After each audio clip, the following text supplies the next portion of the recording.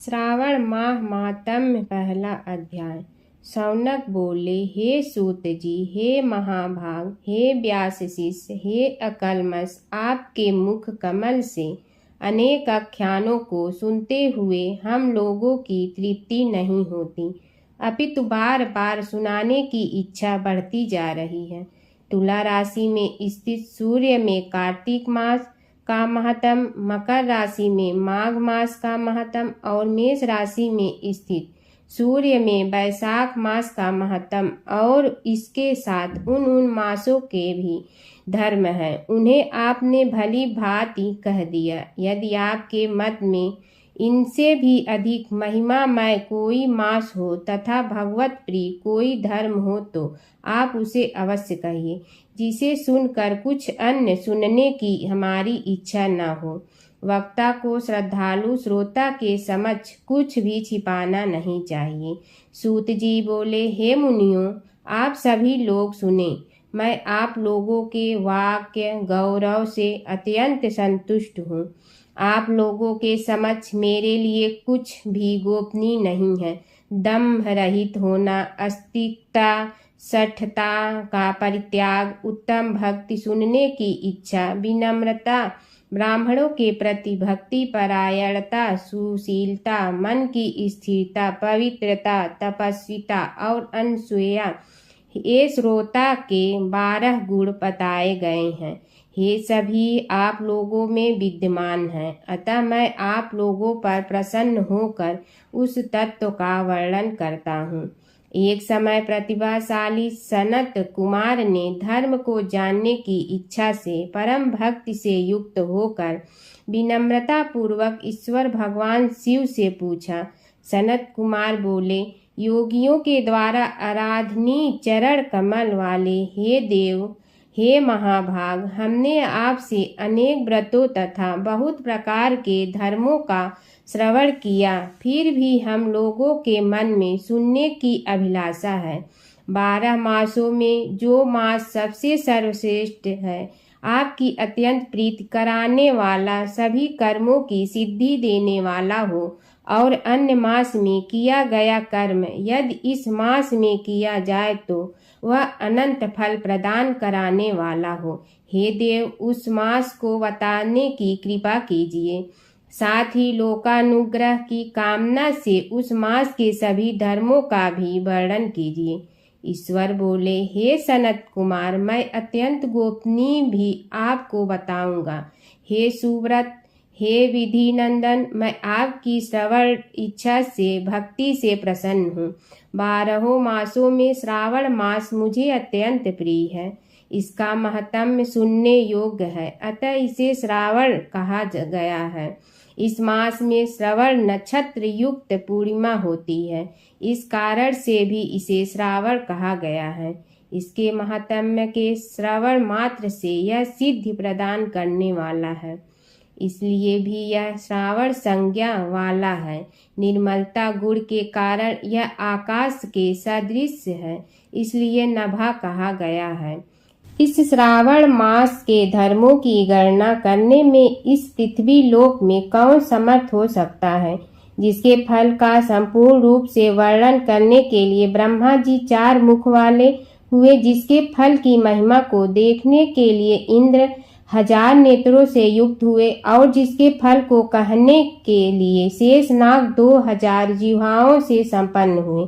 अधिक कहने से क्या प्रयोजन, इसके महात्म्य को देखने और कहने में कोई भी समर्थ नहीं है। हे मुने, अन्य मास इसकी एक कला को भी नहीं प्राप्त होते हैं। यह सभी व्रतों तथा धर्मों से युक्त है। इस महीने में एक भी दिन ऐसा नहीं है जो व्रत से रहित दिखाई देता हो। इस माह में प्रायः सभी तिथियां व्रत युक्त हैं।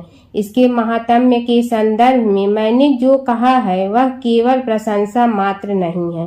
अर्थो जिज्ञासुओं, भक्तों, अर्थ की कामना करने वाले, मोक्ष की अभिलाषा रखने वाले और अपने अपने अभिष्ट की आकांक्षा रखने वाले चारों प्रकार के लोगों, ब्रह्मचर्य, गृहस्थ, वानप्रस्थ, संन्यास आश्रम वाले को इस श्रावण मास में व्रता अनुष्ठान करना चाहिए। सनत कुमार बोले, हे भगवान, हे सत्तम, आपने जो कहा कि इस मास में सभी दिन एवं तिथियां व्रत रहित नहीं हैं, तो आप उन्हें मुझे बताइए। किस तिथि में और किस दिन में कौन सा व्रत होता है? उस व्रत का अधिकारी कौन है? उस व्रत का फल क्या है? किस किस ने उस व्रत को किया? उसके उद्यापन की विधि क्या है?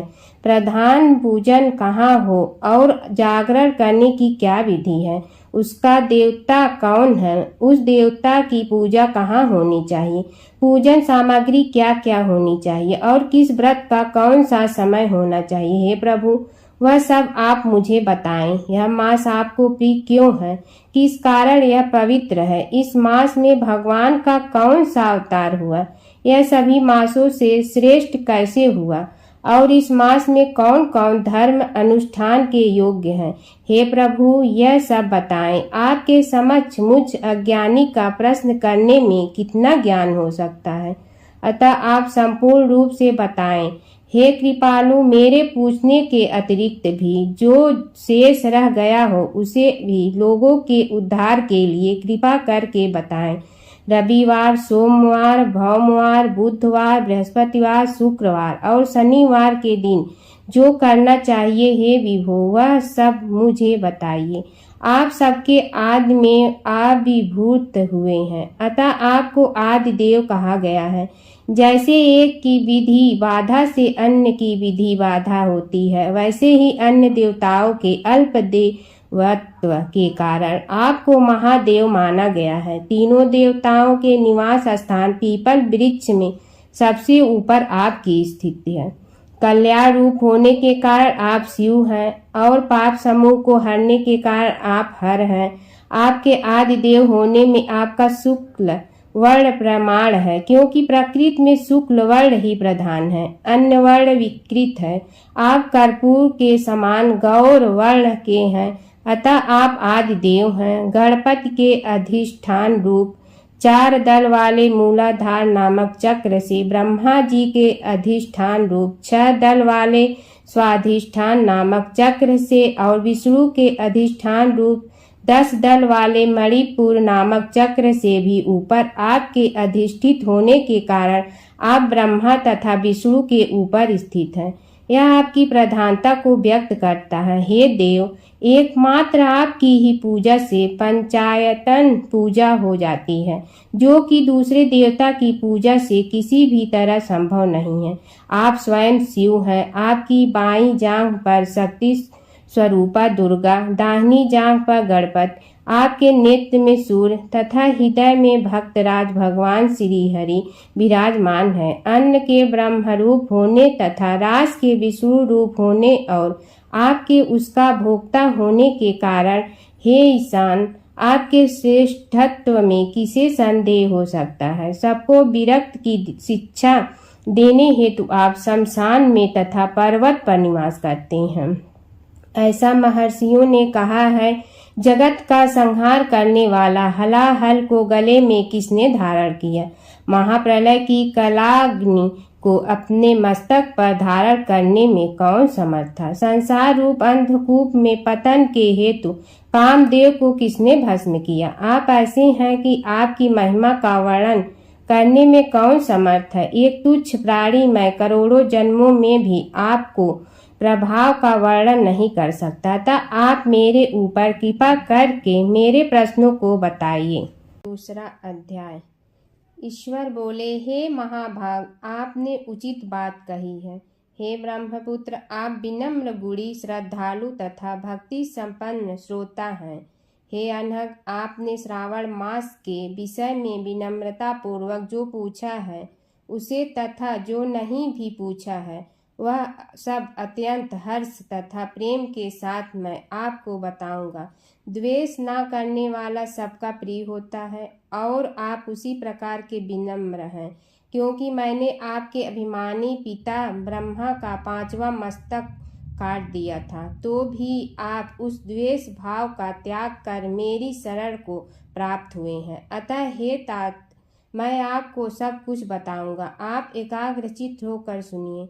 हे योगिन, मनुष्य को चाहिए कि श्रावण मास में नियम पूर्वक नक्तवक्त करें और पूरे महीने भर प्रतिदिन रुद्राभिषेक करें। अपनी प्रत्येक प्रिय वस्तु का इस मास में त्याग कर देना चाहिए। पुष्पों, फलों, दातों, तुलसी की मंजरी तथा तुलसी दलों और बेल पत्रों से शिव जी की लक्ष्य पूजा करनी चाहिए। 1 करोड़ शिवलिंग बनाना चाहिए और ब्राह्मणों को भोजन कराना चाहिए। महीने भर धारण, पारण, व्रत अथवा उपवास करना चाहिए। इस मास में मेरे लिए अत्यंत प्रीतिकर पंचामृत अभिषेक करना चाहिए। इस मास में जो शुभ कर्म किया जाता है वह अनंत फल देने वाला होता है। हे मुनि, इस माह में भूमि पर सोए, ब्रह्मचारी रहे और सत्य वचन बोले। इस मास को बिना व्रत के कभी व्यतीत नहीं करना चाहिए। फलाहार अथवा अविष्यात्र ग्रहण करना चाहिए। पत्ते पर भोजन करना चाहिए। व्रत करने वाले को चाहिए कि इस मास में शाक का पूर्ण रूप से परित्याग कर दे। हे मुनि श्रेष्ठ, इस मास में भक्ति युक्त होकर मनुष्य को किसी न किसी व्रत को अवश्य करना चाहिए।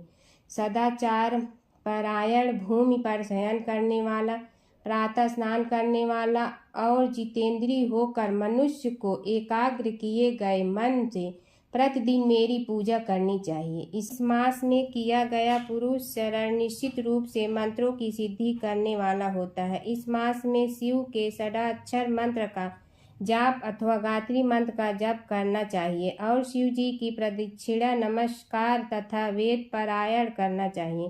पुरुष सूक्त का पाठ अधिक फल देने वाला होता है।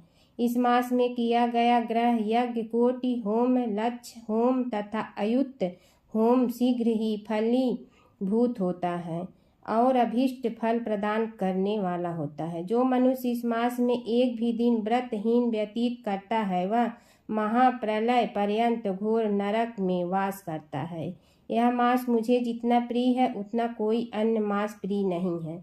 यह मास सकाम व्यक्ति को अभीष्ट फल देने वाला तथा निष्काम व्यक्ति को मोक्ष प्रदान करने वाला है। हे सत्तम, इस मास के जो व्रत तथा धर्म हैं उन्हें मुझसे सुनिए। रविवार को सूर्य व्रत तथा सोमवार को मेरी पूजा व नक्त भोजन करना चाहिए। श्रावण मास के पहले सोमवार से आरंभ करके 3.5 महीने का रोटक नामक व्रत किया जाता है। यह व्रत सभी वांछित फल प्रदान करने वाला है। मंगलवार को मंगल गौरी का व्रत, बुधवार व बृहस्पतिवार के दिन इन दोनों वारों का व्रत, शुक्रवार को जीवंतिका व्रत और शनिवार को हनुमान तथा नरसिंह का व्रत करना बताया गया है। हे मुनि, अब तिथियों में किए जाने वाले व्रतों का श्रवण करें। श्रावण के शुक्ल पक्ष की द्वितीय तिथि को औदुंबर नामक व्रत होता है। श्रावण के शुक्ल पक्ष की तृतीय तिथि को गौरी व्रत होता है। इसी प्रकार शुक्ल की चतुर्थी तिथि को दुर्वा गणपति नामक व्रत किया जाता है। हे मुनि, उसी चतुर्थी का दूसरा नाम विनायकी चतुर्थी भी है। शुक्ल पक्ष में पंचमी तिथि नागों के पूजन के लिए प्रशस्त होती है। हे मुनि श्रेष्ठ, इस पंचमी को रौरव कल्पादि नामक से जानिए। षष्ठी तिथि को सुपौदन व्रत और सप्तमी तिथि को शीतला व्रत होता है। अष्टमी अथवा चतुर्दशी तिथि को देवी का पवित्रारोपण व्रत होता है। इस माह के शुक्ल तथा कृष्ण पक्ष की दोनों नवमी तिथियों को नत व्रत करना बताया गया है। शुक्ल पक्ष की 10वीं तिथि को आशा नामक व्रत होता है। इस मास में दोनों पक्षों में दोनों एकादशी तिथियों को इस व्रत की कुछ और विशेषता मानी गई है। श्रावण मास के शुक्ल पक्ष की द्वादशी तिथि को श्री विष्णु का पवित्रारोपण व्रत बताया गया है। इस द्वादशी तिथि में भगवान श्रीधर की पूजा करके मनुष्य परम गति प्राप्त करता है। उत्सर्जन, उपाकर्म, सभादीप, सभा में उपाकर्म, इसके बाद रक्षाबंधन, पुनः श्रवणा कर्म, सर्प बलि और ग्रीव का अवतार, ये 7 कर्म पूर्णमासी तिथि को करने हेतु बताए गए हैं।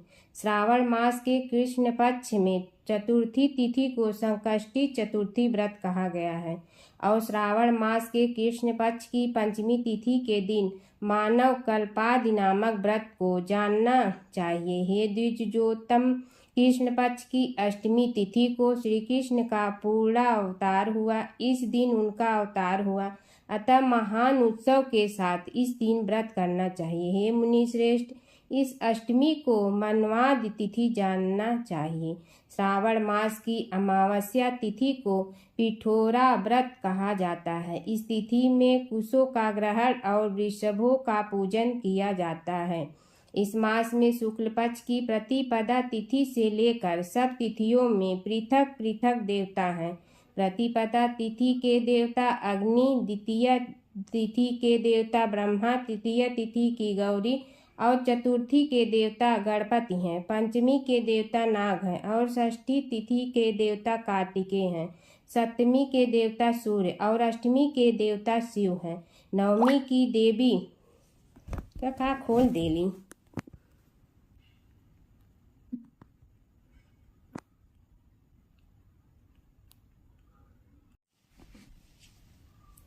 सप्तमी के देवता सूर्य और अष्टमी के देवता शिव हैं। नवमी की देवी दुर्गा, दशमी के देवता यम और एकादशी तिथि के देवता विशेष देव कहे गए हैं। द्वादशी के विष्णु तथा त्रयोदशी के देवता कामदेव हैं। चतुर्दशी के देवता शिव, पूर्णिमा के देवता चंद्रमा और अमावस्या के देवता पीतर हैं। ये सब तिथियों के देवता कहे गए हैं। जिस देवता की जो तिथि हो उस देवता की उसी तिथि में पूजा करनी चाहिए। प्रायः इसी मास में अगस्त का उदय होता है। हे मुने, मैं उस काल को बता रहा हूँ, आप एकाग्रचित्त होकर सुनिए। सूर्य के सिंह राशि में प्रवेश करने के दिन से जब 12 अंश 40 घड़ी व्यतीत हो जाती है तब अगस्त का उदय होता है। उसके 7 दिन पूर्व से अगस्त को अर्घ्य प्रदान करना चाहिए। 12 मासों में सूर्य पृथक पृथक नामों से जाने जाते हैं।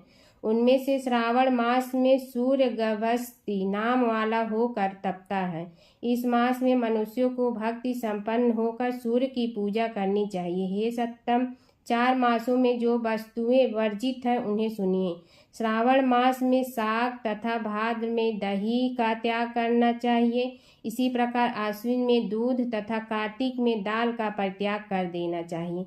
यदि इन मासों में इन वस्तुओं का त्याग नहीं कर सकते तो केवल श्रावण मास में ही उक्त वस्तुओं का त्याग करने से मानव उसी फल को प्राप्त लेता है। हे नारद, यह बात मैंने आपसे संक्षेप में कही है। हे मुनि श्रेष्ठ, इस मास के व्रतों और धर्मों के विस्तार को सैकड़ों वर्षों में भी कोई नहीं कह सकता। मेरी अथवा विष्णु की प्रसन्नता के लिए संपूर्ण रूप से व्रत करना चाहिए। परमार्थ की दृष्टि से हम दोनों में भेद नहीं है। जो लोग भेद करते हैं वे नरकगामी होते हैं। अतः हे सनत कुमार, आप श्रावण मास में धर्म का आचरण कीजिए।